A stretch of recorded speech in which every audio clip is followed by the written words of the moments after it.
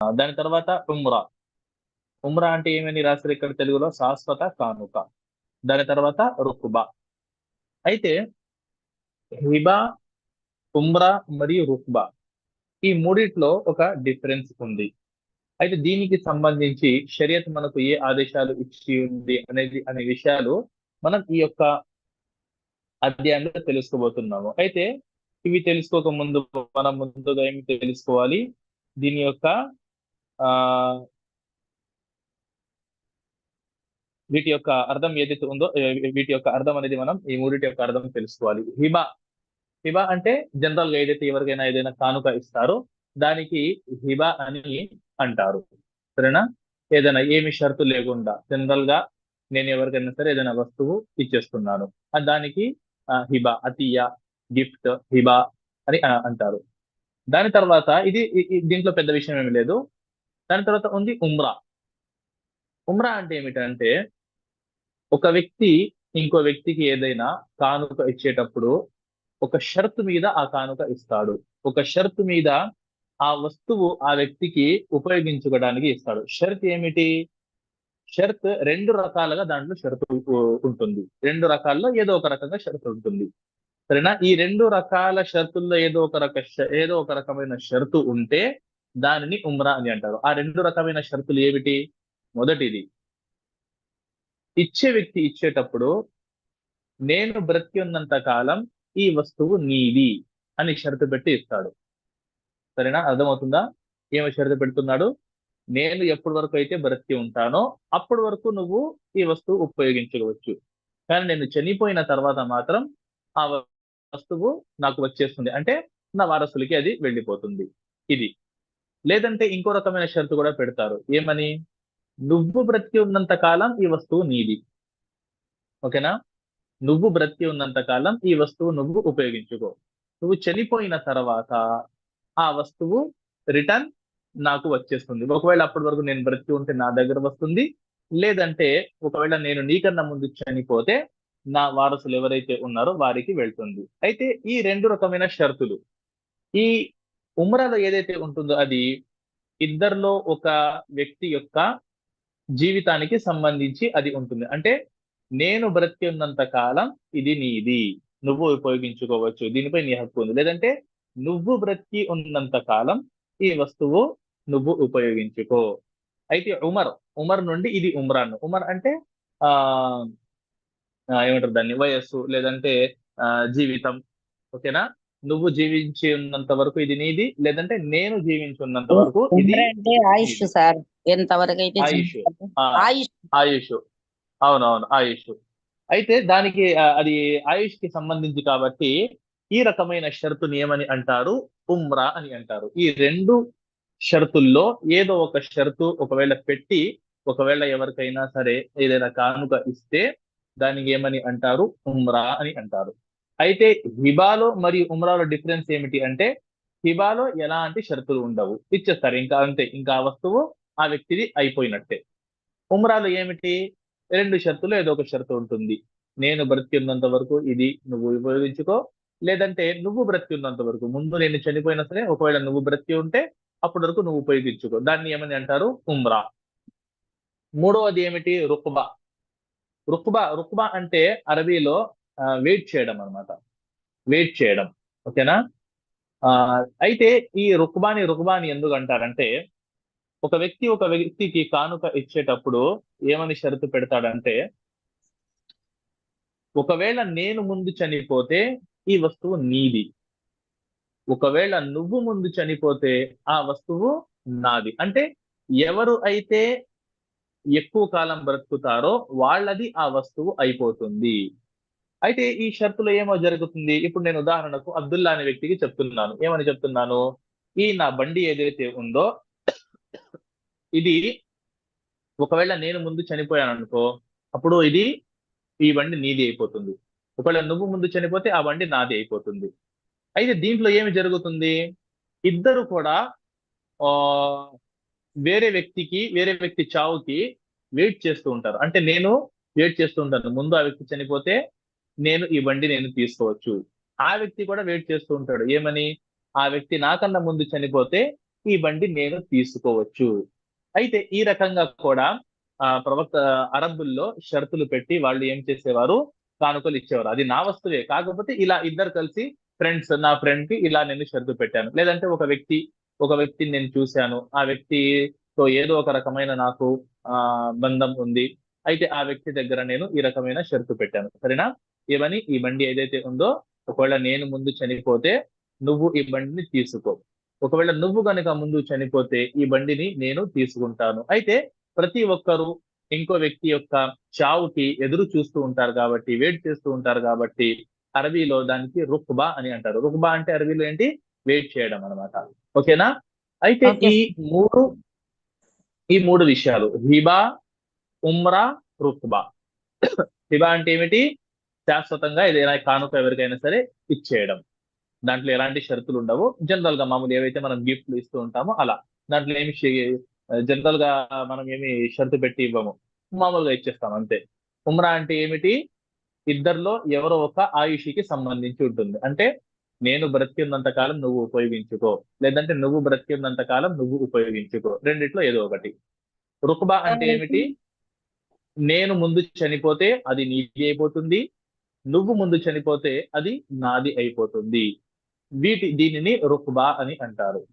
అయితే దీనికి సంబంధించి ఆదేశాలు ఇప్పుడు మనం చదవబోతున్నాము. దానికన్నా ముందు ఈ ఏదైతే ఈ మూడిట్లో డిఫరెన్స్ ఉందో అది గనక అందరికీ క్లారిటీగా ఉంది అంటే ఇన్షాల్లా మనం హదీస్ లోకి వెళ్దాం. లేదంటే ఏదైనా డౌట్ ఉందంటే వాళ్ళకి చెప్పండి. నాకు డౌట్ ఉంది. ఇప్పుడు హిబా అంటే కానుక ఆ, ఇవ్వటం అంటే అవును, ఇందులో షరతులు అయితే ఉండవు. అవును. అంటే శాశ్వత కానుక కాదు కదా సార్, ఇది ఓన్లీ కానుక ఇవ్వటం. శాశ్వత కానుక కింద వచ్చిద్దా హిబా?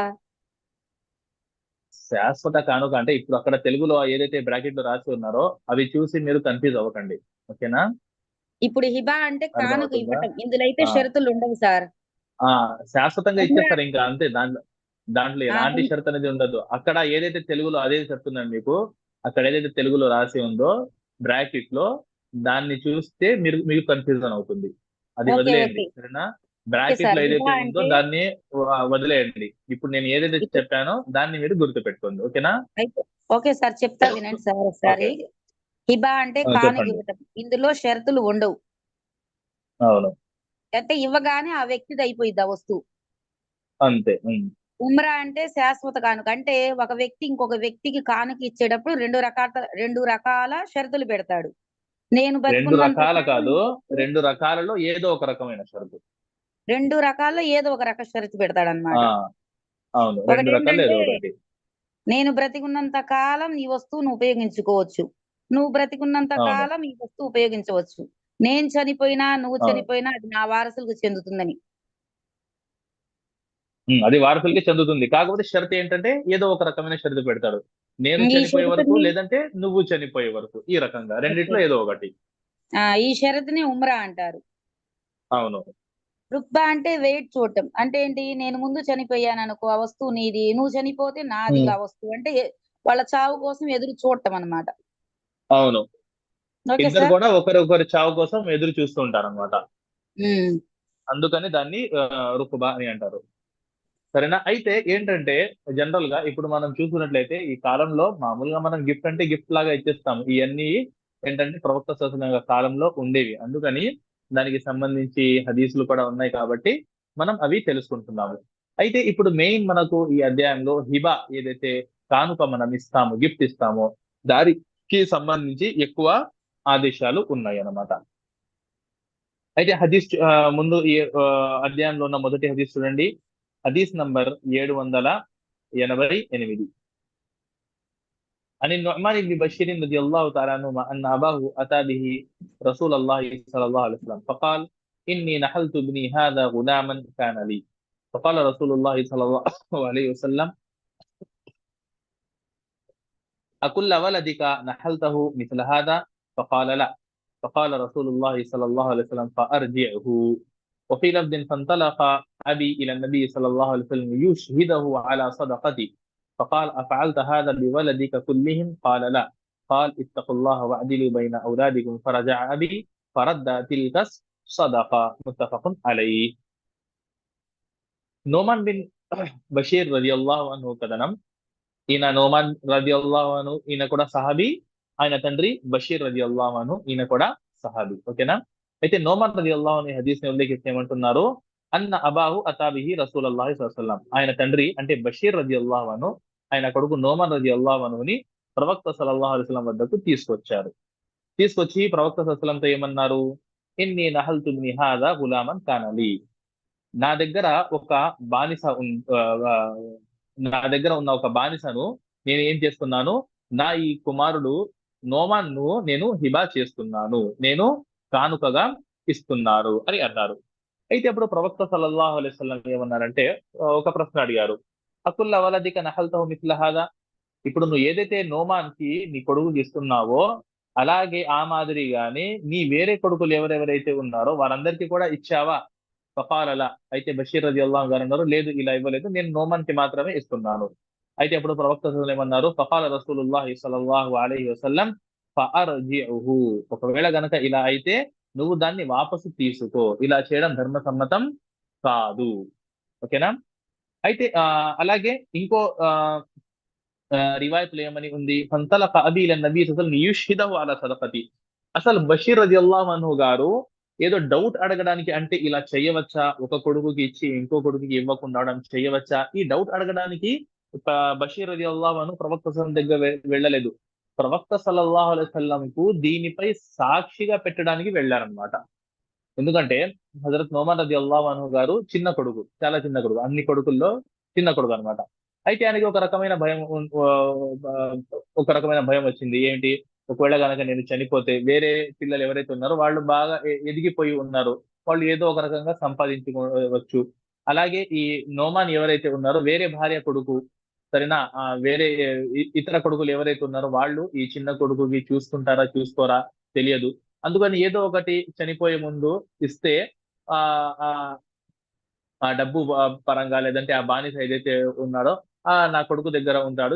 నేను ఒకవేళ చనిపోతే అయినా సరే నా కొడుకు దగ్గర నాకు ఎలాంటి భయం లాంటిది ఉండదు. అన్నట్టు ఆ ఆలోచనతో హజరత్ నోమర్ రలియల్లాహు అన్హు గారు హజరత్ బషీర్ రలియల్లాహు అన్హు గారు ఏం చేశారు?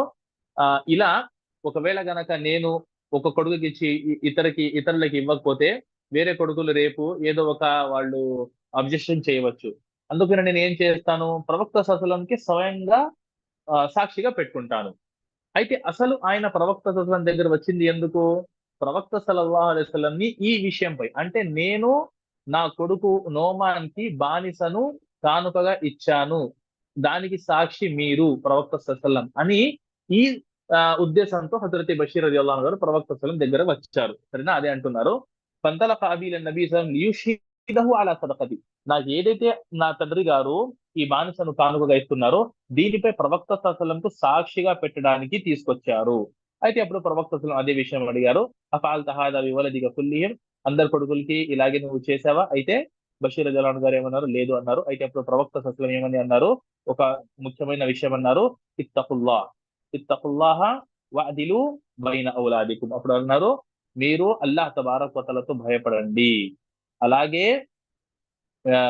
నీ కొడుకులందరికీ న్యాయం చెయ్యి అని ప్రవక్త అన్నారు. అంటే ఒక వ్యక్తి బ్రతికి ఉన్నంత కాలం ఒకవేళ ఆ వ్యక్తికి ఎంతమంది సంతానం అయితే ఉన్నారో వాళ్ళలో ఎవరికైనా సరే ఏదైనా కానుక ఇవ్వాలనుకుంటే మాత్రం అందరు సంతానం అందరికీ కూడా ఆ రకమైన అలాంటి కానుక అనేది ఇవ్వాలి. దీంట్లో న్యాయం అనేది చెయ్యాలి. ఇక్కడ ఆ ఫార్ములా రాదు. అంటే వారసత్వంలో ఉంటుంది కదా! ఎవరైతే మగ సంతానం ఉంటారో వాళ్ళకి 2 వాటాలు. ఆహ్, ఆడ సంతానం ఎవరైతే ఉంటారో వాళ్ళకి ఒక వాటా అని ఇది చనిపోయిన తర్వాత. కానీ చనిపోయే ముందు ఒకవేళ గనక ఒక వ్యక్తి వారి సంతానం మధ్య ఏదైనా గిఫ్ట్ ఇవ్వాలనుకుంటే, కానుక ఇవ్వాలనుకుంటే అందరికి సమానంగా ఇవ్వాలి. ఓకేనా? అయితే ఈ విషయం ప్రవక్త సల్లల్లాహు అలైహి వసల్లం తెలియజేశారు. అయితే ఈ హదీస్ ద్వారా మనకు తెలుస్తున్న విషయం ఏమిటి? మొదటి విషయం ఇదే. ఒకవేళ ఎవరైనా సరే కొడుకుకి కానుక ఇవ్వాలనుకుంటే అందరు సంతానం ఎంతమంది సంతానం అయితే ఉన్నారో వాళ్ళందరికీ కూడా న్యాయంగా, సమానంగా కానుక అనేది, గిఫ్ట్ అనేది ఇవ్వాలి. దీంట్లో ఒకరికి ఎక్కువ, ఒకరికి తక్కువ అనేది ఇవ్వకూడదు. ఒకవేళ ఎవరైతే సంతానం ఉన్నారో వాళ్ళల్లో ఎవరైనా సరే నాకు ఈ గిఫ్ట్ వద్దు, ఫలానా గిఫ్ట్ కావాలి అని అడిగారు, ఆ గిఫ్ట్ అందరికి ఏదైతే గిఫ్ట్ ఇస్తున్నారో దానికన్నా తక్కువ ధర అది. కాకపోతే ఆ కొడుకు లేదంటే ఆ కూతురు నాకు అదే కావాలన్నారు, అప్పుడు అలాంటప్పుడు అది ఆ, సమానంగా లేనప్పటికీ కూడా అది న్యాయంలో వచ్చేసింది. ఎందుకు న్యాయం? ఎందుకంటే ఆ కొడుకు లేదంటే ఆ కూతురు ఆ గిఫ్ట్ కోరుకుంది కాబట్టి. ఓకేనా? ఉదాహరణకు తండ్రి అందరికి షాప్ కి తీసుకెళ్ళాడు, తీసుకెళ్లి 500 రూపాయల్లో ఎవరెవరు ఏం కొనుక్కోవాలనుకుంటే కొనుక్కోండి, సరేనా, అందరికీ 500 రూపాయలు చెప్పాడు. 500 రూపాయలకి సంబంధించి ఏదైనా గిఫ్ట్ కొనుక్కోవాలనుకుంటే కొనుక్కోండి. ఒక కొడుకు 500కి కొనుక్కున్నాడు, ఒక కొడుకు 300 గిఫ్ట్ కొనుక్కున్నాడు, ఇంకో కొడుకు 450 రూపాయల గిఫ్ట్ కొనుక్కున్నాడు. అయితే ఇప్పుడు అక్కడ తండ్రి అందరికీ ఏమి చేసేసాడు? 500లో మీరు కొనుక్కోండి. అయితే ఒకళ్ళు ఎక్కువ ఒకళ్ళు తక్కువ కొనుక్కున్నారు, అయితే అది న్యాయంలోనే వస్తుంది ఇన్షాల్లాహ్ తబారకుతల. ఎందుకంటే వాళ్ళకి అక్కడ ఆప్షన్ ఇవ్వడం జరిగింది. అయితే వాళ్ళు ఆ ఆప్షన్ లో వాళ్ళకి నచ్చిన గిఫ్ట్ కొనుక్కున్నారు. అయితే ఈ రకంగా అయితే మెయిన్ మనం గుర్తు పెట్టుకోవాల్సిన విషయం ఏమిటంటే, ఒక వ్యక్తి బ్రతికి ఉన్నంత కాలం ఆ వ్యక్తి గనక ఒకవేళ తన సంతానం మధ్య ఏదైనా కానుక ఇవ్వాలనుకుంటే ఒకళ్ళకి ఇచ్చి ఇంకొకళ్ళకి ఇవ్వకుండా ఉండడం ఇది ధర్మసమ్మతం కాదు. ఇవ్వాలనుకుంటే అందరికీ ఇవ్వాలి, అది కూడా సమానంగా ఇవ్వాలి. ఆ ఒకవేళ గనక కొడుకుల్లో ఒక కొడుకు అనారోగ్యానికి గురయ్యాడు, దాని కారణంగా ఆ కొడుకుపై డబ్బులు ఖర్చు పెడుతున్నారు, లేదంటే ఒక కొడుకు ఏదో అన్నాడు, ఇద్దరు కొడుకులు ఉన్నారు. ఒక కొడుకు ఏమో ఒక ఆ, ఏదో చదవాలనుకున్నాడు, ఇంకో కొడుకు ఇంకా ఏదో చదవాలనుకున్నారు. అయితే ఒక కొడుకుపై ఎక్కువ ఖర్చు వస్తుంది, ఇంకొక కొడుకుపై తక్కువ ఖర్చు వస్తుంది. అవన్నీ కూడా ఇన్షాల్లా తబారకుత న్యాయంలోనే వస్తాయి, ఎందుకంటే వాళ్ళు ఎంచుకున్న అవి దారులు అన్నమాట. కాకపోతే ఈ రకంగా గిఫ్ట్లు ఇచ్చేటప్పుడు, ఖర్చులు చేసేటప్పుడు మాత్రం ఏమి చేయాలి? అందరి మధ్య సమానంగా పంచాలి, సమానంగా కానుకలు అనేవి ఇవ్వాలి. ఒకరికి ఇచ్చి ఇంకొకరికి ఇవ్వకుండా ఉండడం ఇది ధర్మసమ్మతం కాదు. అలాగే ఇంకో విషయం మనకు ఈ హదీస్ ద్వారా తెలుస్తున్నది ఏమిటంటే, కానుక ఇప్పుడు తర్వాత హదీసుల్లో కూడా మనం ఈ విషయం తెలుసుకోబోతున్నాము. కానుక ఏదైతే ఉందో ఇచ్చి దాన్ని రిటర్న్ తీసుకోవడం ధర్మసమ్మతం కాదు. కానీ ఒక తండ్రికి కొడుకుకి ఇచ్చిన కానుకని రిటర్న్ తీసుకొనే ఆ పర్మిషన్ షరియతులో ఉంది. ఒక తండ్రి కొడుకుకి ఏదైతే కానుక ఇచ్చాడో ఆ కానుకని రిటర్న్ తీసుకోవడం ధర్మసమ్మతమే. తండ్రికి మాత్రమే ఇది ధర్మసమ్మతం. వేరే ఎవరికి కూడా ఏదైనా కానుక ఎవరికైనా ఇచ్చేస్తే, గిఫ్ట్ ఎవరికైనా ఇది ఇచ్చేస్తే ఆ గిఫ్ట్ ని, ఆ కానుకని వెనుక తీసుకోవడం ధర్మసమ్మతం కాదు, ఒక్క తండ్రికి తప్ప. ఈ హదీస్ ద్వారా తెలుస్తుంది. ఎందుకంటే ఆ కానుక హజరతే నోమాన్ రజియల్లాహు గారికి హజరతే బషీర్ రజియల్లాహు ఇచ్చేశారు, తండ్రి కొడుకుకి ఇచ్చేశారు. అయితే ప్రవక్త సల్లల్లాహు అలైహి వసల్లం ఏమన్నారు? అందరికి ఇవ్వలేదు కాబట్టి నువ్వు రిటర్న్ తీసుకో. అరే కానుక కదా, ఇచ్చేసావు కదా, ఇలా తీసుకుంటావు అని చెప్పలేదు. అంటే దీని ద్వారా మనకు తెలుస్తున్న విషయం ఏమిటి? తండ్రి ఎవరైతే ఉన్నాడో ఒకవేళ ఏదైనా కానుక ఇస్తే తండ్రి ఆ కానుకని రిటర్న్ కావాలంటే తీసుకోవచ్చు. తండ్రి కొరకు ఇది ధర్మసమ్మతమే. ఈ విషయం వేరే హదీసుల్లో కూడా వస్తుంది. కాకపోతే ఈ హదీస్ ద్వారా కూడా మనకు ఈ విషయం తెలుస్తుంది కాబట్టి ఇక్కడ కూడా నేను మీకు ఈ విషయాన్ని తెలియజేశాను.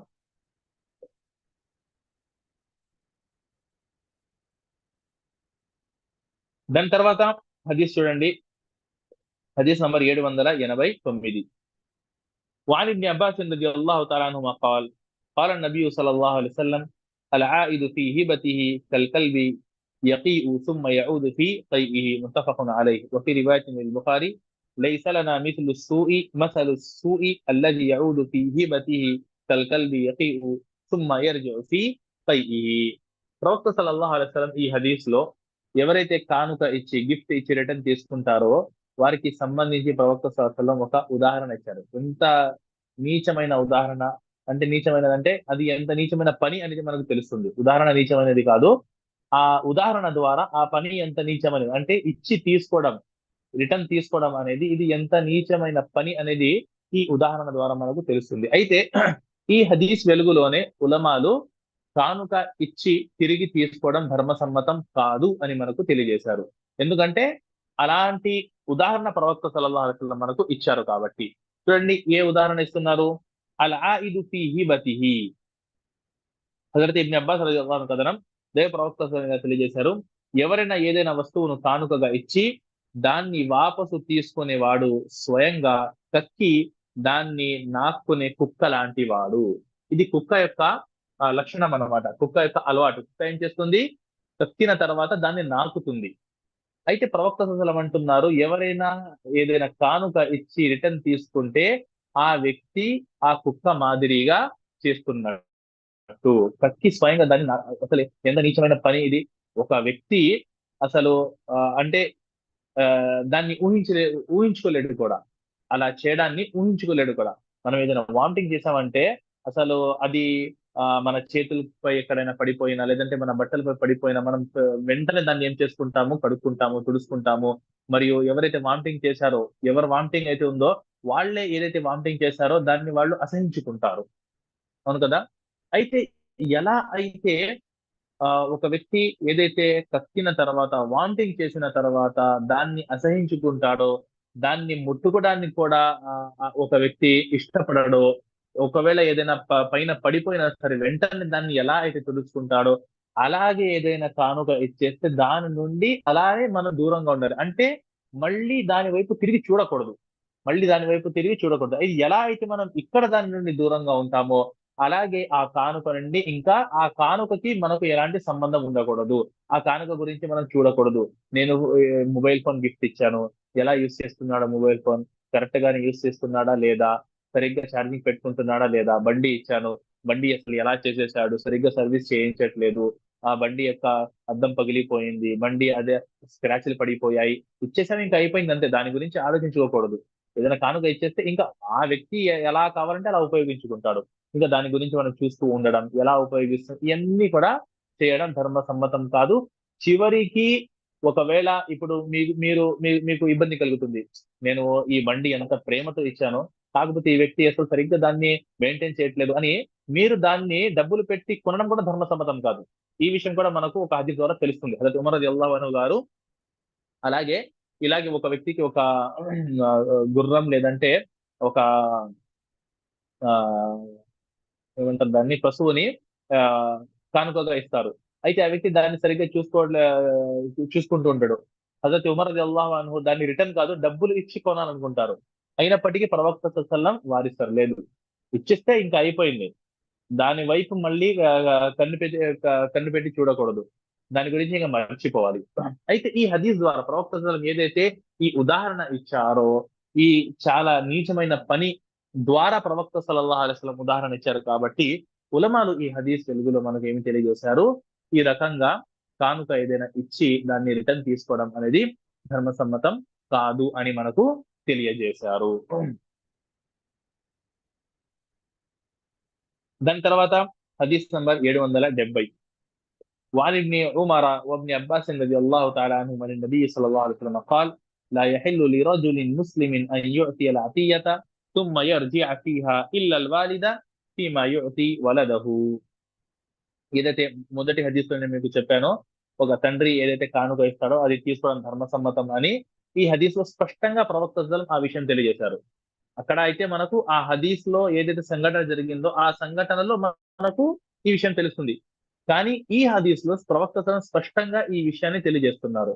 ఏమని చెప్తున్నారు చూడండి. హజరత్ ఇబ్న్ ఉమర్ మరియు ఇబ్న్ అబ్బాస్ రలియల్లాహు అన్హుమా కథనం. ప్రవక్త ఇలా తెలియజేశారు. ఇచ్చిన కానుకను తిరిగి తీసుకోవటం ఏ ముస్లిం పురుషునికి ధర్మసమ్మతం కాదు. ఒక్క తండ్రికి తప్ప. తండ్రి మాత్రం తన సంతానానికి ఇచ్చిన కానుకను తిరిగి తీసుకోగలడు. ప్రవక్త స్పష్టంగా ఇక్కడ ఏం తెలియజేస్తున్నారు? ఒకవేళ తండ్రి అయితే మాత్రం తండ్రి కొరకు ఉదాహరణ ఏదైతే ఇంతకు ముందు హదీస్‌లో మనం చదివామో ఆ ఉదాహరణ తండ్రి కొరకు కాదు. ఇది వేరే వాళ్ళు వేరే వాళ్ళ కొరకు. భార్య భర్తకు ఇచ్చిన, భర్త భార్యకు ఇచ్చిన, సరేనా? ఎవరెవరికి ఇచ్చినా సరే. కానీ తండ్రి కొరకు మాత్రం ఈ ఉదాహరణ వర్తించదు. ఓకేనా? తండ్రి మాత్రం ఇన్‌షాఅల్లాహ్ తబారక వ తఆలా ఒకవేళ ఏదైతే కానుక ఇచ్చారో ఆ కానుకని రిటర్న్ తీసుకోవాలనుకుంటే తీసుకోవచ్చు. తండ్రి కొరకు తీసుకోవడం ధర్మసమ్మతం.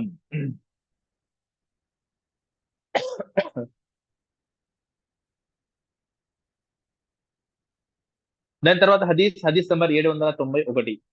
وعن عائشة رضي الله تعالى عنها قالت: كان رسول الله صلى الله عليه وسلم يقبل الهدية ويثيب عليها.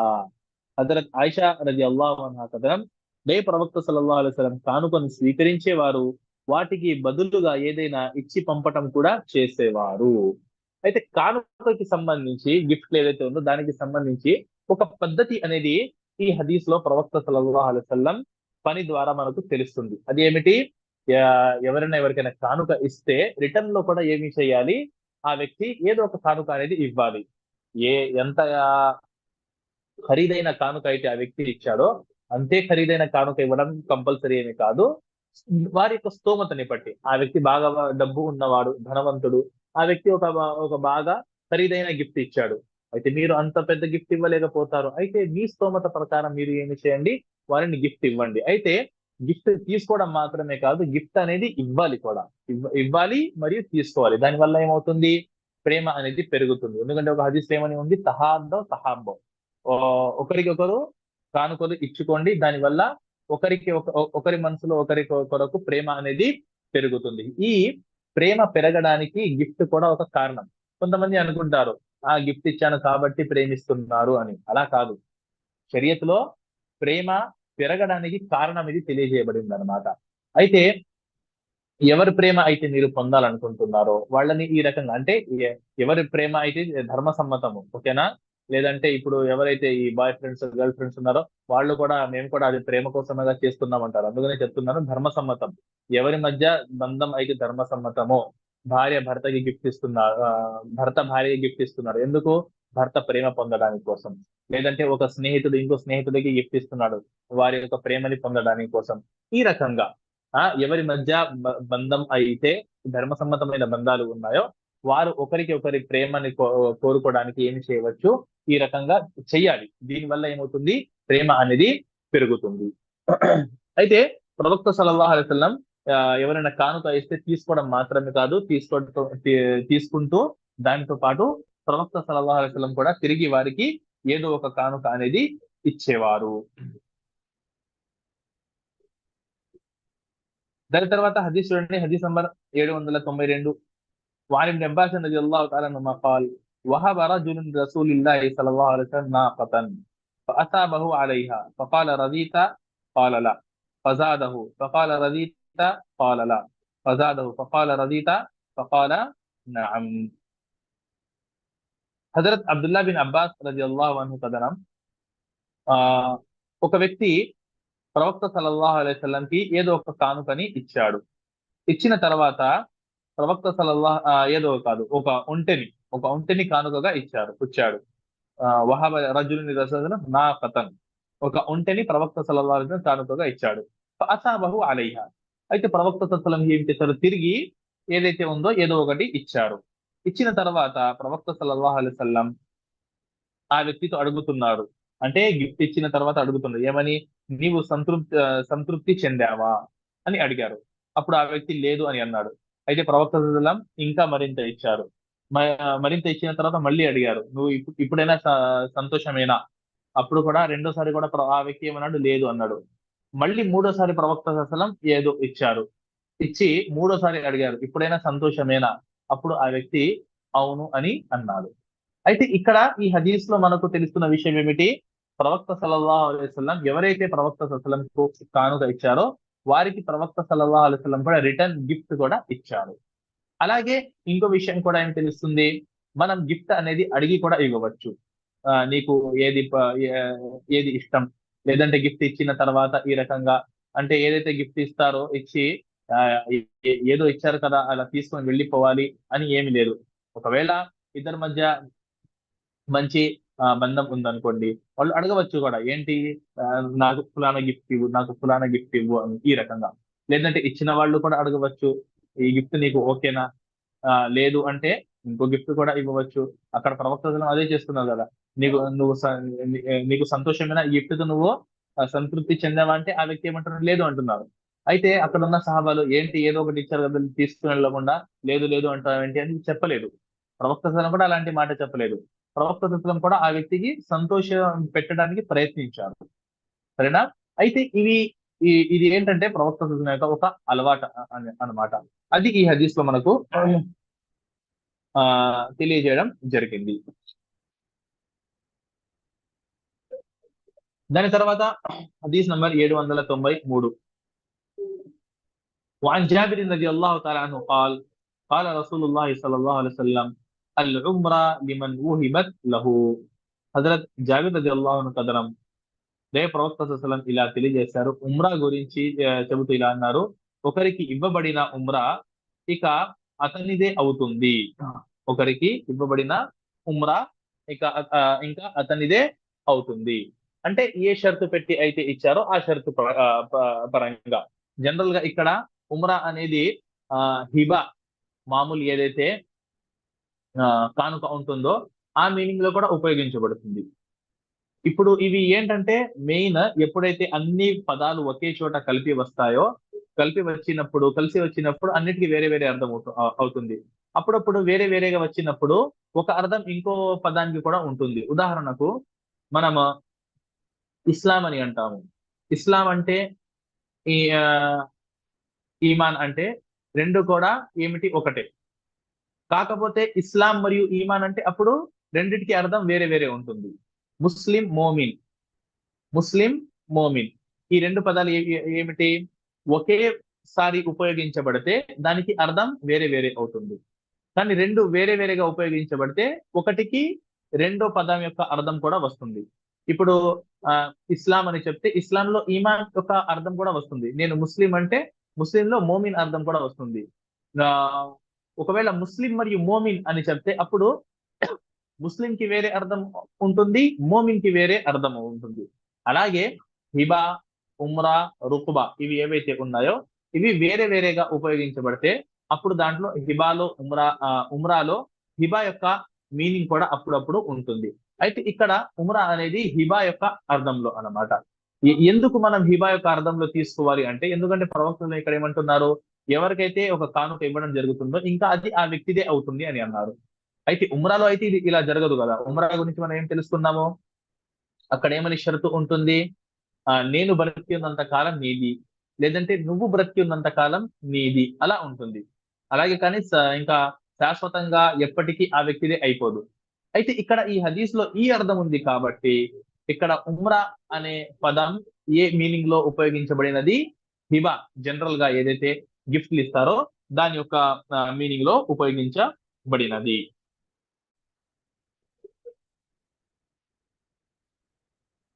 దాని తర్వాత ఆ హదీసుని చూడండి, ముస్లింలో ఇలా ఉంది, అంసికు అలైకుం అమ్వాలకుం వలా తుఫ్సిదూహా ఫఇన్నహు మన్ అఅమర ఉమ్రా ఫహియ లిల్లదీ ఉమిరహా హయ్యన్ వ మయ్యితన్ వలిఅఖబిహి.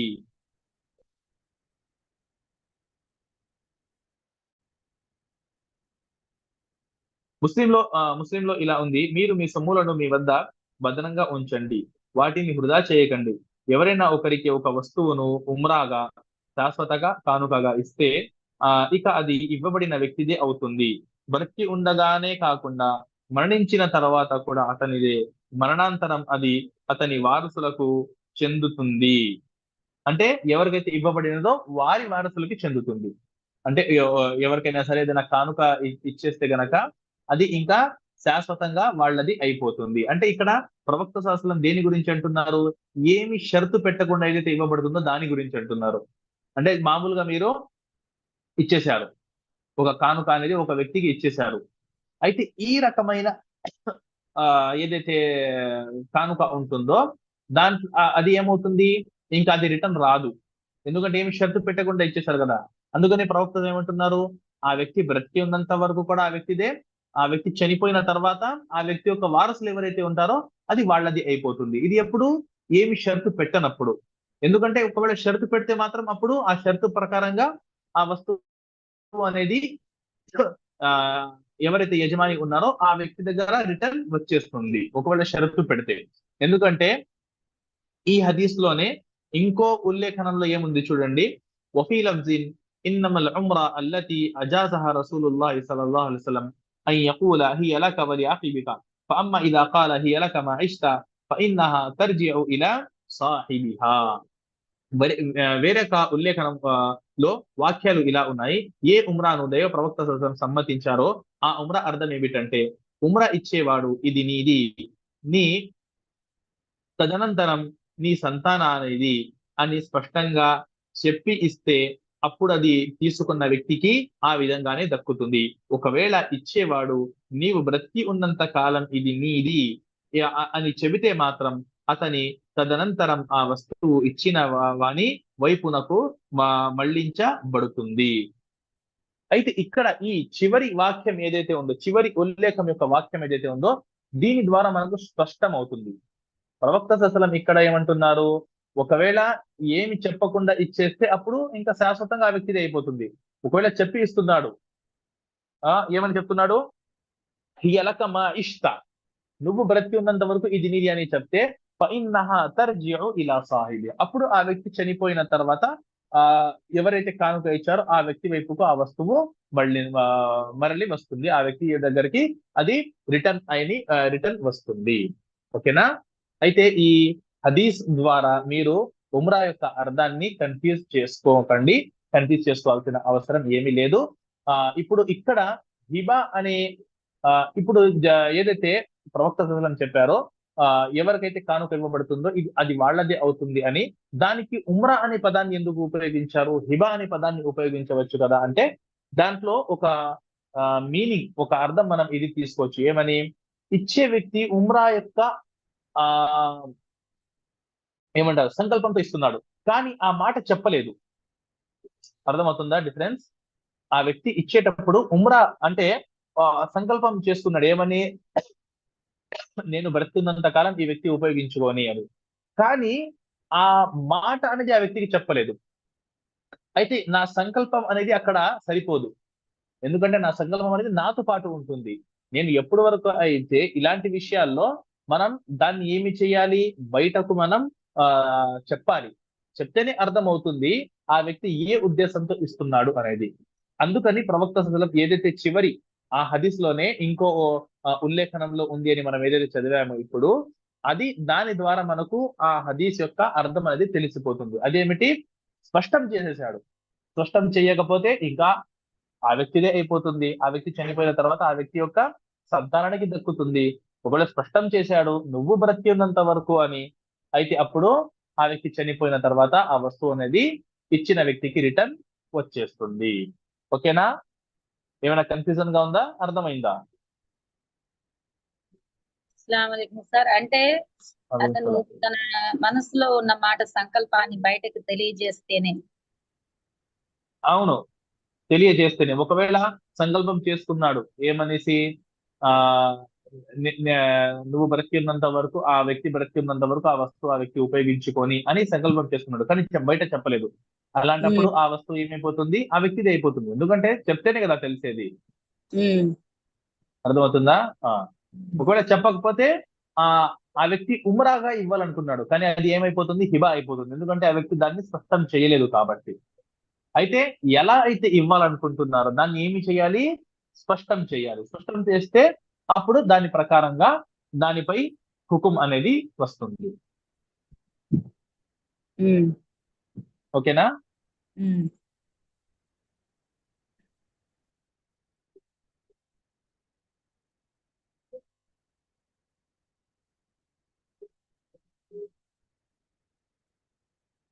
ఓకే, ఆ హదీస్ లోనే ఇంకో ఉల్లేఖనంలో ఏముంది చూడండి, వలి అబీ దావూద్ వన్ నసాయి, అబూ దావూద్ మరియు నసాయిలో ఇలా ఉంది, లా తుర్కిబు వలా తుఅమ్మిరు ఫమన్ ఉర్కిబ షైఅన్ ఔ ఉఅమిర షైఅన్ ఫహువ లివరసతిహి. అబూ దావూద్ నసాయి ఉల్లేఖనంలో ఇలా ఉంది, మీరు రుక్బా గాని ఉమ్రా గాని చేయకండి. ఎవరైనా ఏదైనా వస్తువును రుక్బా చేస్తే లేదా ఉమ్రాగా ఇస్తే అది అతని వారసులకు చెందుతుంది. ఇక్కడ కూడా అదే విషయం. అంటే ఉమ్రా మరియు రుక్బాగా ఇస్తున్నాడు, కానీ ఆ వ్యక్తి దాన్ని స్పష్టం చేయట్లేదు. అలాంటప్పుడు ఏమైపోతుంది, ఆ వ్యక్తికి వారసులకే వెళ్ళిపోతుంది అది. ఎందుకంటే ఆ వ్యక్తి సంకల్పం చేస్తున్నాడు రుక్బాగా ఇస్తానని, లేదంటే ఉమ్రా అని సంకల్పం చేస్తున్నాడు, కానీ దాన్ని స్పష్టం చేయలేదు. అందుకని ఆ వస్తువు ఏమైపోతుంది, ఆ వ్యక్తిదే అయిపోతుంది. అయితే ఇలా వేరే వేరే ఒకే హదీస్ లో ఒకే ఆ పదానికి సంబంధించి ఇలా వేరే వేరే మాటలు వచ్చి ఉందని కన్ఫ్యూజ్ అయ్యే అవసరం లేదు. అన్నిటిని గనక మనం ఒకసారి చూస్తే మనకు స్పష్టమయ్యే విషయం ఏమిటి, అన్నిటి యొక్క సారాంశం ఏమిటి, ఒక వ్యక్తి ఒక ఉద్దేశంతో ఇస్తున్నాడు, అయితే ఆ ఉద్దేశం బయట పెట్టే వరకు అది ఏమవుతుంది, జనరల్ గిఫ్ట్ కింద వచ్చేస్తుంది. ఓకేనా? ఒకవేళ ఆ వ్యక్తి ఏ ఉద్దేశంతో అయితే ఇస్తున్నాడో ఆ ఉద్దేశాన్ని బయట పెట్టాడు, పలికాడు, ఆ వ్యక్తి పదాల్లో తీసుకొని చెప్పాడు. అప్పుడు ఏదైతే షరతు పెట్టి ఏ ప్రకారంగా అయితే పలుకుతున్నాడో దాని ప్రకారంగా దానిపై అమలు అవుతుంది. లేదంటే అది ఒక నార్మల్ కానుకగా అయిపోతుంది మరియు అది శాశ్వతంగా ఆ వ్యక్తికి వెళ్ళిపోతుంది, దక్కుతుంది. ఓకేనా? ఇది సారాంశం అన్నమాట. దీంట్లో ఎలాంటి కన్ఫ్యూజన్ చేసుకోవాల్సిన అవసరం లేదు ఇన్షాల్లా. अस्सलाम वालेकुम। 793 शाश्वत कानून का है ना? 793 वो 793 हदीस नंबर शाश्वत कानून का बोल के है। फिर यहाँ पर 7 और का भी वो 6 से हम कुछ डिफरेंस बोले थे आप। నేను చెప్తున్నా కదా, ఇప్పుడు శాశ్వత కానుక ఏదైతే ఉందో దాన్ని చూసి మీరు కన్ఫ్యూజ్ అవ్వకండి. అక్కడ ఏంటంటే ఒక వ్యక్తి, అందుకే నేను చెప్పాను అక్కడ ఉమ్రా అనే పదం వచ్చింది, కానీ ప్రవక్త అసలు ఏమంటున్నారు, ఆ వ్యక్తిది అయిపోతుంది అంటున్నారు. ఉమ్రాలో అలా ఆ వ్యక్తిది అవ్వదు కదా, రిటర్న్ వచ్చేసింది. అయితే అక్కడ అర్థం ఏమిటంటే ఆ వ్యక్తి ఉమ్రా సంకల్పంతో ఇస్తున్నాడు, కానీ దాన్ని ఆ వ్యక్తి బయట పెట్టలేదు. అర్థమవుతుందా? అయితే బయట పెడితేనే కదా తెలిసేది. ఇప్పుడు మీ మనసులో ఏముందని నాకు ఎలా తెలుస్తుంది, నా మనసులో ఏముందని మీకు ఎలా తెలుస్తుంది? అంటే నేను మీకు ఉమ్రా ఉద్దేశంతో ఇస్తున్నాను, కాకపోతే చెప్పలేదు నేను బ్రతికినంత వరకు ఉపయోగించుకోండి అని. మీరేమనుకుంటారు, ఇచ్చేసారని మీరు తీసుకెళ్లిపోతారు. అదే ప్రవక్త చెప్తున్నారు. అలా గనక ఒకవేళ ఇస్తే ఆ వ్యక్తి ఏమి చేయాలి? ఎందుకంటే ఒక ఉల్లేఖనంలో ఏమని ఉంది, ఆ వ్యక్తి చెప్పాలి, ఫహియలక మా ఇష్టు, ఇది నేను బ్రతికినంత వరకు నీది, లేదంటే నువ్వు బ్రతికినంత వరకు నీది. అయితే ఉమ్రా పరంగా మనం ఇవ్వాలనుకున్నా, లేదంటే మామూలు కానుక మనం ఇవ్వాలనుకున్నా, రుకుబాగా ఇవ్వాలనుకున్నా, మనం ఏమి చేయాలి? దాన్ని స్పష్టంగా చేయాలి. నేను ఈ రకంగా నేను నీకు ఈ వస్తువు అనేది ఇస్తున్నాను. ఆ రకంగా కనుక స్పష్టం చేస్తే అప్పుడే ఆ వస్తువు ఏ విషయం అయితే ఆ వ్యక్తి స్పష్టం చేశాడో దాని ప్రకారంగా ఆ వ్యక్తి దగ్గర ఆ వస్తువు వెళ్తుంది. ఏమి స్పష్టం చేయకపోతే అది ఏమైపోతుంది? కానుక అయిపోతుంది. ఇంకా ఆ వ్యక్తిదే ఆ కానుక అయిపోతుంది. ఆ వ్యక్తి చనిపోయిన తర్వాత ఆ వ్యక్తి యొక్క, అంటే ఎవరికైతే ఇవ్వబడినదో ఆ వ్యక్తి యొక్క వారసులకి అది వెళ్ళిపోతుంది. ఓకేనా? इसमें पूरा 3 शर्तें हैं, बोल रहा था 3 शर्तें हैं, 3 షరతులు ఉన్నాయి దీంట్లో. వాడు గైబా ఒకటి, ఉమ్రాలో 2 గైబా ఒకటి, ఉమ్రా అంటే 3 షరతులు కావు, 3 వేరే వేరే పద్ధతులు, 3 పద్ధతులు, వేరే వేరే పద్ధతులు. ఓకేనా? ఓకే. స్పష్టంగా చెప్పకపోతే చూడండి ఇంకోసారి వినండి. ఏమి చెప్పకుండా, ఏమి షరతు పెట్టకుండా, ఏమి స్పష్టం చేయకుండా ఇస్తే అది హిబా. అది మీరు ఏ ఉద్దేశంతో ఇస్తున్నారు అనేది దాంతో ఎలాంటి సంబంధం ఉండదు. ఎందుకంటే మీ సంకల్పం, మీ ఉద్దేశం మీ మనసులో ఉంది. ఓకేనా? ఏమి చెప్పకుండా ఇస్తే అది హిబా అవుతుంది. ఒకవేళ మీరు సంకల్పం ఏదైతే చేసుకున్నారో దాన్ని మీరు బయట పెడుతున్నారు, చెబుతున్నారు, అంటే నువ్వు బ్రతికి ఉన్నంత కాలం, లేదంటే నేను బ్రతికి ఉన్నంత కాలం, ఈ 2 షరతులు ఏదైనా షరతు పెడితే అది ఉమ్రా వస్తుంది. అలాగే షరతు పెడుతున్నాడు ఏమని, నేను చనిపోతే అది నీది, ఫస్ట్ నువ్వు చనిపోతే అది నాది, ఇలా పెడితే అది రుకుబా అవుతుంది. ఇది సారాంశం. ఎందుకంటే దాంట్లో ఒక వ్యక్తి ఇంకో వ్యక్తి చావుకి వెయిట్ చేస్తాడు కాబట్టి దాన్ని రుకుబా అని అంటారు. 3 పద్ధతులు అంతే. ఇంకా ఓకేనా? ఓకే. కనుక లాస్ట్ లో రుక్బా గురించి మళ్ళీ ఉమ్రా గురించి వచ్చినప్పుడు అతని వారసులకు చెందుతుంది అని పదం వచ్చింది కదా. అతని వారసులకు అంటే ఎవరికైతే ఇవ్వబడిందో వాళ్ళ వారసులకి. ఎప్పుడు ఇది? ఆ వ్యక్తి ఉద్దేశంతో ఇచ్చాడు కానీ స్పష్టం చేయలేదు, అదే షరతు పెట్టలేదు. అందుకని ప్రవక్త ఏమన్నారు, ఇలా చెయ్యకండి అని అన్నారు. అంటే మీరు ఉమ్రాగా ఇవ్వాలనుకుంటే ఉమ్రా ఏదైతే ఉందో ఆ షరతు మీరు ముందు పెట్టేయండి. మీరు ఉమ్రా సంకల్పం చేసుకున్నారు కానీ ఇచ్చేటప్పుడు మాత్రం ఏం చెప్పలేదు. అలాంటప్పుడు ఏమైపోతుంది? ఆ వ్యక్తి చనిపోయిన తర్వాత ఆ వ్యక్తి వారసులకి అది వెళ్ళిపోతుంది. అది రిటర్న్ ఇంకా మీ దగ్గరికి రాదు. ఓకేనా? తీసుకున్న వ్యక్తికి వెళ్ళిపోతుంది అది. షరతు పెడితే మాత్రం షరతు ఆ వ్యక్తి స్పష్టం చేస్తున్నాడు, అప్పుడు మాత్రం అది రిటర్న్ వచ్చేస్తుంది. ఏ విధంగా షరతు పెట్టారో ఆ విధంగా. అవును ఇన్షాల్లా. జజాకల్లాహ్ ఖైరన్ సార్. ఓకే, దాని తర్వాత హదీస్ చూడండి. ఏదైతే నేను ఇంతకు ముందు చెప్పానో హజరత్ ఉమర్ రలియల్లాహు అన్హు గారి గురించి, ఆ హదీస్ ఇది. హదీస్ నంబర్ 794. وعن عمر رضي الله تعالى عنه قال حملت على فرس في سبيل الله فأضاعه صاحبه فظننت أنه بائعه برخص فسألت رسول الله صلى الله عليه وسلم عن ذلك فقال لا تبتعه وإن أعطاكه بدرهم. హజరత్ ఉమర్ రలియల్లాహు అన్హు కథనం. ఆయన అంటున్నారు, నేను ఒక గుర్రాన్ని దైవ మార్గంలో సవారీ కోసం ఒక వ్యక్తికి ఇచ్చాను. అయితే అతను ఆ గుర్రాన్ని దుర్భర స్థితికి చేర్చాడు. అంటే ఆ గుర్రాన్ని సరిగ్గా పట్టించుకోలేదు, సరిగ్గా అన్నం పెట్టడం కానీ ఏమి చేయలేదు. ఆ గుర్రం బాగా వీక్ అయిపోయింది. అతను ఆ గుర్రాన్ని తక్కువ ధరకు అమ్మేస్తాడేమోనని కూడా నేను భావించాను. అంటే ఒకవేళ ఇప్పుడు ఈ వ్యక్తి ఈ గుర్రంతో ఆ వ్యక్తి యొక్క సరిగ్గా దాన్ని చూసుకోవట్లేదు కదా, అందుకని ఆ వ్యక్తి తక్కువ ధరకి అమ్మేస్తాడేమో అని హజరత్ ఉమర్ గారికి అనిపించింది. అనిపించి కొనే ముందు ఒకసారి ప్రవక్త సస్లంతో కనుక్కుందాం దీని గురించి అని ఏం చేశారో, ప్రవక్త సస్లం దగ్గరికి వచ్చి దాని గురించి అడిగారు. సరేనా? దీని గురించి దైవ ప్రవక్త సల్లల్లాహు అలైహి వసల్లం ను అడిగి తెలుసుకుందామని తలంచి నేను గుర్రాన్ని కొనవచ్చా అని అడిగారు. అప్పుడు ప్రవక్త ఏమన్నారు, అతను ఆ గుర్రాన్ని ఒక్క దిర్హంకు అమ్మినా సరే నీవు దాన్ని కొనకు అని ప్రవక్తలు అన్నారు. ఒక్క దిర్హంకి ఒకవేళ ఆ వ్యక్తి అమ్ముతున్న ఒక దిర్హంకి అసలు రాదు. ఒక దిర్హంకి గుర్రం అనేది రాదు. ప్రవక్త సస్లాం కాలంలో ఒకవేళ కనుక మనం వేరే హదీసుల్లో చూసుకున్నట్లయితే ఏదైతే మేక ఉందో ఆ మేకే ఒక దీనార్ లేదంటే సగం దీనార్కి వచ్చేది. దీనార్ అంటే ఎంత? 10 దిర్హంలు ఒక దీనార్ అవుతుంది. అయితే ప్రవక్త సల్లల్లాహు అలైహి వసల్లం కాలంలో ఒక మేక యొక్క రేట్ ఎంత ఉండేది? 5 దిర్హంలు 10 దిర్హంలు ఉండేది. అయితే గుర్రం అంటే ఇంకా దాని యొక్క రేట్ ఇంకా ఎక్కువ ఉంటుంది.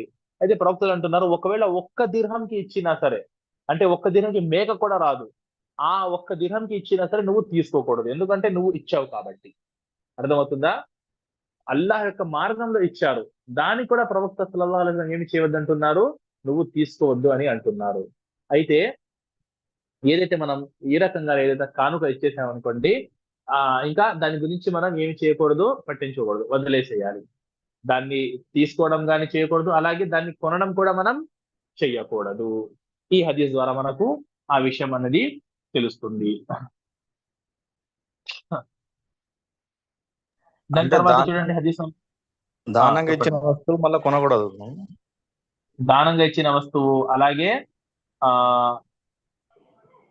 ఏమంటారు దాన్ని, కానుకగా ఇచ్చిన వస్తువు, అవి మనం రిటర్న్ తీసుకోకూడదు. ఫ్రీగా మామూలుగా కూడా తీసుకోకూడదు, డబ్బులు ఇచ్చి కూడా తీసుకోకూడదు. ఓకేనా? ఓకే సార్, సమझ में आया. ఓకే.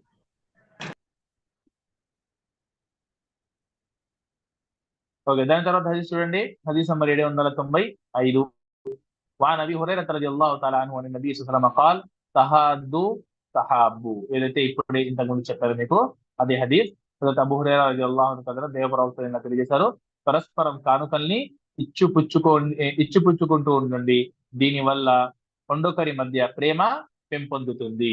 ప్రేమకి ఇది ఒక కారణం అవుతుంది. అందుకని ఒకరు ఇంకొకరికి, మీరు ఒకరికి ఇవ్వండి, మీరు కానుక ఇవ్వండి, ఆ వ్యక్తి మీకు కానుక ఇస్తాడు. ఈ రకంగా ఒకరికొకరు వన్ సైడ్ మాత్రమే ఉండకూడదు, రెండు తరపుల నుంచి కూడా ఇలా ఇవ్వడం తీసుకోవడం అనేది జరుగుతూ ఉండాలి. దీనివల్ల ప్రేమ అనేది పెరుగుతుంది. దాని తర్వాత హదీస్ నంబర్ 796. وعن انس رضي الله تعالى عنه قال قال رسول الله صلى الله عليه وسلم تهادوا فان الهديه تسل السخيمه رواه البزار باسناد ضعيف. ఇది ضعيف హదీస్. అయితే ఈ హదీస్లో ఏమని ఉంది, పరస్పరం కానుక మార్పిడి చేసుకుంటూ ఉండండి, ఎందుకంటే ఈ కానుక కపట్యాన్ని, కాశ్యస్వాన్ని తొలగిస్తుంది. అంటే మనసులో ఏదైనా చెడు భావాలు ఉంటే అవి తొలగిస్తుంది. అది మీనింగ్ అయితే కరెక్టే, కాకపోతే ఎలాగైతే జైఫ్ హదీస్ అంటే నేను మీకు ఇంతకు ముందు కూడా చెప్పాను, కొన్ని జైఫ్ హదీసుల్లో మీనింగ్ కరెక్ట్ ఉంటుంది, కానీ అది జైఫ్ అని చెప్పడానికి కారణం ఏమిటి? ఈ పదాలు ప్రవక్త సల్లం ఉపయోగించలేదు. అంటే ఈ రకంగా ఈ మాట అయితే మాత్రం ప్రవక్త సల్లం చెప్పలేదు అని అర్థం. దాని తర్వాత హదీస్ నంబర్ 797. وعن ابي هريره رضي الله تعالى عنه قال قال رسول الله صلى الله عليه وسلم يا نساء المسلمات لا تحقرن جارة لجارتها ولو فرسنا شاة. ముత్తఫకున్ అలైహి. హజరత్ అబూ హురైరా రలియల్లాహు అన్హు కథనంలో ప్రవక్త సల్లల్లాహు అలైహి వసల్లం ఇలా తాకీదు చేశారు, ఓ ముస్లిం మహిళల్లారా, ఏ ఇరుగు స్త్రీ కూడా తన పొరుగింటి స్త్రీకి కానుక పంపటాన్ని అల్పంగా భావించకూడదు. ఆఖరికి ఆ కానుక మేక కాలి గిట్ట అయినా సరే. అంటే ఆ కాలంలో మేక కాలి గిట్ట ఏదైతే ఉంటుందో అది చాలా అల్పమైన వస్తువు అని భావించేవారు. అయితే మీరు ఇంట్లో ఏదైనా చేస్తే అది మీ పొరుగు వాళ్ళు ఎవరైతే ఉన్నారో వాళ్ళకి ఇవ్వడాన్ని మీరు అల్పంగా భావించకండి. ఏంటి ఇది కూడా ఎవరైనా ఇస్తారా, ఏదైనా స్పెషల్ గా చేస్తేనే ఇవ్వాలి, అలా కాదు. ఏదైతే మీరు చేస్తున్నారో ఇవ్వండి, వాళ్ళు ఏదైతే చేస్తారో మీకు ఇస్తారు. అసలు ఈ రోజుల్లో అయితే మనం అసలు ఇది మన సమాజంలో అనేది ఇది మాత్రం చూడలేదు. స్పెషల్ చేస్తే అల్హమ్దుల్లా ఒకళ్ళకి ఒకళ్ళు ఇస్తూ ఉంటారు, ఇది మాత్రం అల్హమ్దుల్లా కొంతవరకు ఉంది. కానీ జనరల్ గా మామూలుగా ఏదైనా కూరగాయలు చేసుకున్నాము అలాంటప్పుడు కూడా మనం అప్పుడప్పుడే ఇస్తూ ఉండాలి. అదే ప్రవక్తలు అంటున్నారు. అంటే ఈ రోజుల్లో కూరగాయ అంటే అది ఒక జనరల్ అన్నమాట. ఏదైనా స్పెషల్ అంటే ఏమిటి, ఏదైనా బిర్యానీ చేసాము అలాంటప్పుడు అది స్పెషల్ అని మేము చేస్తాము. ఇరుగు పొరుగు వాళ్ళు ఎవరైతే ఉన్నారో, తినే వాళ్ళు ఎవరైతే ఉన్నారో వాళ్ళని పంపించడానికి ప్రయత్నిస్తాము. అయితే అలా మాత్రమే కాదు, ప్రవక్తలు ఏమంటున్నారు, ఏవైతే జనరల్ వస్తువులు ఉంటాయో, జనరల్ ఏవైతే మీరు కూరగాయలు చేసుకుంటూ ఉంటారో అవి కూడా పంపించడానికి మీరు అల్పంగా భావించకండి. ఇది కూడా ఎవరైనా పంపిస్తారని లేదు, అది కూడా మీరు పంపించండి. దానివల్ల ఏమవుతుంది, ఒకరికి ప్రేమ అనేది పెరుగుతుంది. దాని తర్వాత ఈ ఒక చివరి హదీస్ ఉంది. వాలేకుం సలాం. క్యాస్ట్ ఫీలింగ్ తో ఎవరైనా ఏది ఇచ్చినా తినకుండా ఉంటే దానికి ఏంటి? క్యాస్ట్ ఫీలింగ్ తో తినకుండా ఉండడం అంటే ఎలా?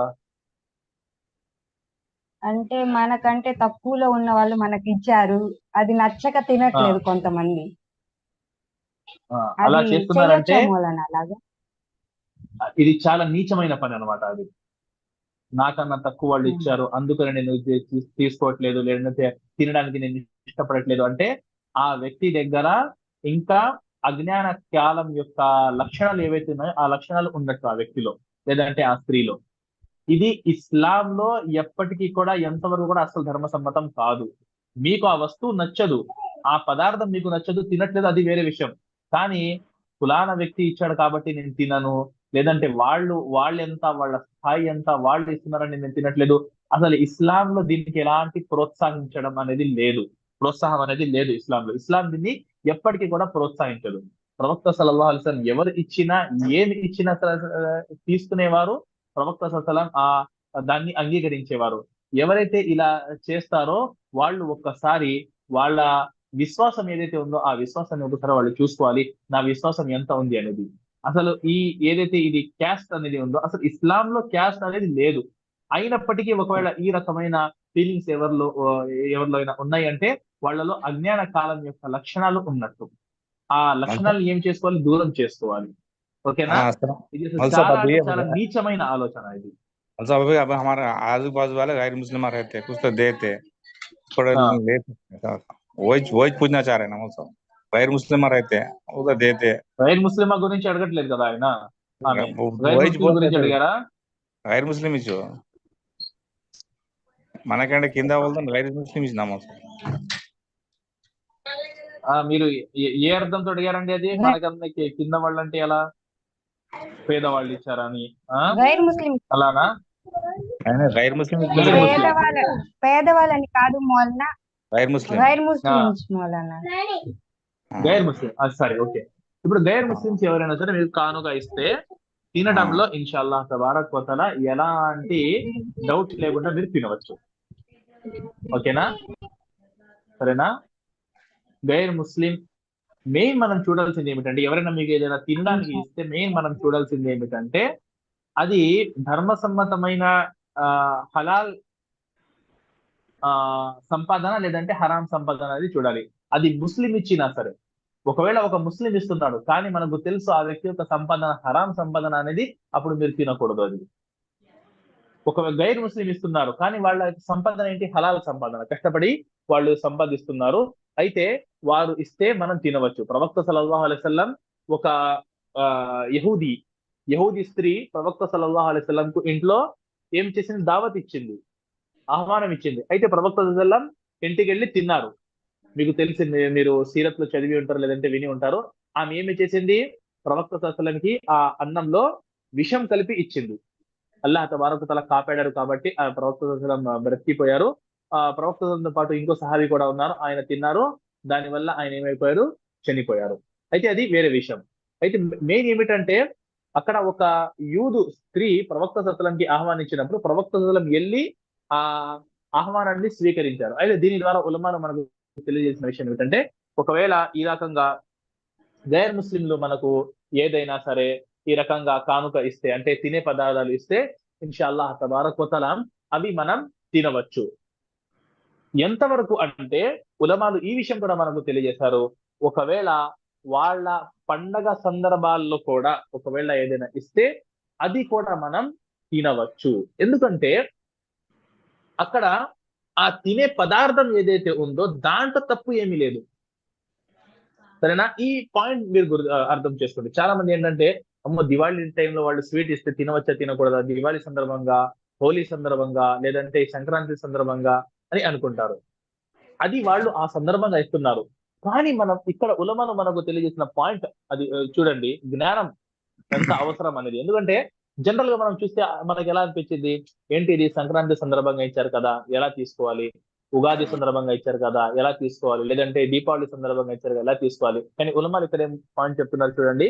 దానివల్ల ముఖ్యంగా మనకు మన భారతదేశంలో ఏదైతే మనం ఉంటున్నామో మనకు ఇది చాలా అవసరం దీనివల్ల. ఎందుకంటే చాలా మంది ఇస్తూ ఉంటారు, మనం తీసుకోకపోతే వాళ్ళకు ఒక రకమైన ఫీలింగ్ కూడా రావచ్చు. అయితే వాళ్ళకి ఆ ఫీలింగ్ వస్తుంది అని మనం తీసుకోవట్లేదు. ఉలమాలు ఇక్కడ ఏమంటున్నారంటే, ఏదైతే వస్తువు వాళ్ళు ఇస్తున్నారో అది ఆ వస్తువు ధర్మసమ్మతమైన వస్తువే. ఎందుకంటే వాళ్ళు మీకు ఇస్తున్న వస్తువు హలాల్ వస్తువు. ఒకవేళ మీకు హరాం పదార్థం ఇస్తున్నారు అనుకోండి, పంది మాంసం ఇస్తున్నారు, అప్పుడు మీరు తీసుకోకూడదు. లేదంటే మందు ఇస్తున్నారు మీకు, సరే, అప్పుడు మీరు తీసుకోకూడదు. కాకపోతే వాళ్ళు ఏదైతే హలాల్ పదార్థాలు ఉన్నాయో ఆ పదార్థాల్లో ఏదైనా తీసుకొచ్చి ఇస్తున్నారు, అది ఇన్షాల్లాహ్ తబారక వ తఆలా మీరు తీసుకోవచ్చు. అలాగే ఆ సంపాదన కూడా హలాల్ సంపాదన, మరియు ఏ వస్తువు అయితే ఇస్తున్నారో ఆ వస్తువు కూడా హలాల్. అలాంటప్పుడు ఇన్షాల్లాహ్ తబారక వ తఆలా తీసుకొని మనం తినవచ్చు అని ఉలమాలు మనకు ఈ రకంగా ఫత్వా ఇచ్చి ఉన్నారు. ఎందుకంటే ఇక్కడ మనం చూడాల్సింది ఏమిటి? ఏ సందర్భంగా ఇస్తున్నారు అనేది కాకుండా ఏ వస్తువు అయితే ఇస్తున్నారో ఆ వస్తువు హలాల్ వస్తువేనా, ఆ వస్తువు హలాల్ సంపాదన ద్వారా వచ్చిన వస్తువేనా? అలాంటప్పుడు ఇన్షాల్లాహ్ తబారక వ తఆలా మనం ఏమి చేయవచ్చు? అవి తినవచ్చు, తీసుకోవచ్చు. దాంట్లో ఇన్షాల్లాహ్ తబారక వ తఆలా ఎలాంటి తప్పు అనేది లేదు. ఓకేనా? అర్థమైందా? అల్హమ్దులిల్లాహ్. ఓకే, సరే సరే. ఈ అధ్యాయంలో ఒక చివరి హదీస్ మిగిలి ఉంది. దీనికి కొంచెం సమయం కూడా మనకు కావాలి. అలాగే మన ఈ క్లాస్ సమయం అయిపోయింది కదా, ఉందా? టైం हो गया అయిపోయిందా? టైం అయిపోయింది. ఓకే, సరే. 10 నిమిషాలు 7:20 ఉండేది కదా, ఇప్పుడు 7:10 నుంచి మొదలు పెట్టారు. అయితే నేను 7:20 మొదలు పెట్టాను కాబట్టి 8:20 అయిపోయింది. సరే, ఇక్కడితో ఇన్షాల్లా మనం ఈ రోజు మనం క్లాస్ ముగిద్దాం. ఇన్షాల్లా నెక్స్ట్ వీక్ నుండి కరెక్ట్ టైంకి రావడానికి ఇన్షాల్లా ప్రయత్నిస్తాను. ఎందుకంటే ఈ రోజు నేను టైం చూడలేదు కాబట్టి ఆ, పాత టైం ప్రకారంగా నేను జాయిన్ అయ్యాను. అయితే అందరూ ఇన్షాల్లా దువా చదువుకోండి. సుబ్హానకల్లాహుమ్మ వబిహమ్దిక్ అష్హదు అల్లా ఇలాహా ఇల్లా అంత అస్తగ్ఫిరుక వ అతూబు ఇలైక్. అస్సలాము అలైకుం వరహ్మతుల్లాహి వబరకాతుహు.